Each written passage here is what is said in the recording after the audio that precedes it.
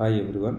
పెద్ద మనుషుల ఒప్పందానికి సంబంధించినటువంటి మరింత సమాచారంలో భాగంగా ఢిల్లీలో ఉన్నటువంటి హైదరాబాద్ హౌజ్లో తెలంగాణ ప్రాంతం నుంచి ఆంధ్ర ప్రాంతం నుంచి 8 మంది ప్రముఖులు హాజరై ఆ ఒప్పందాన్ని కుదుర్చుకోవడం జరిగింది. దానిలో భాగంగానే ఇరు ప్రాంతాల నుంచి 4 చొప్పున, తెలంగాణ నుంచి 4, ఆంధ్ర ప్రాంతం నుంచి 4 హాజరు కావడం జరిగింది.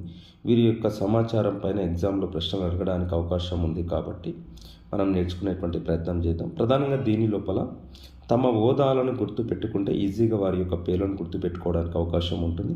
మొదటగా ఇరు ప్రాంతాల నుంచి ముఖ్యమంత్రులు పాల్గొనడం జరిగింది.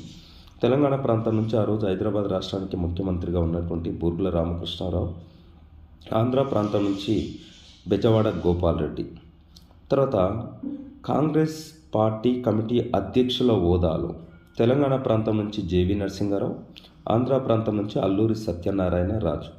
అదేవిధంగా ప్రభుత్వంలో ఉన్నటువంటి మంత్రులు తెలంగాణ ప్రాంతం నుంచి 2, ఆంధ్ర ప్రాంతం నుంచి 2. తెలంగాణ ప్రాంతం నుంచి హాజరైనటువంటి 2 కేవి రంగారెడ్డి, మర్రి చెన్నారెడ్డి, వీరిద్దరు కూడా మామాళ్ళు.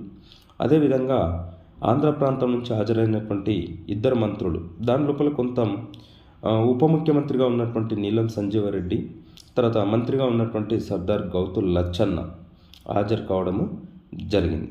సో ఈ విధంగా మనకు ఎగ్జామినేషన్ లోపల ప్రశ్నలు అడగడానికి అవకాశం ఉంది కాబట్టి తెలంగాణ ప్రాంతం నుంచి హాజరైనటువంటి ప్రముఖులను మరియు వారి యొక్క హోదాలను గుర్తుపెట్టుకునేటువంటి ప్రయత్నం చేయండి. దీంతోపాటు పెద్ద మనుషుల ఒప్పందంలో కుదుర్చుకున్నటువంటి హామీలు, 14 హామీలు ఏమున్నాయి అనేటువంటి అంశాల గురించి మనం తదుపరి వీడియోలో తెలుసుకునేటువంటి ప్రయత్నం చేద్దాం. Thank you.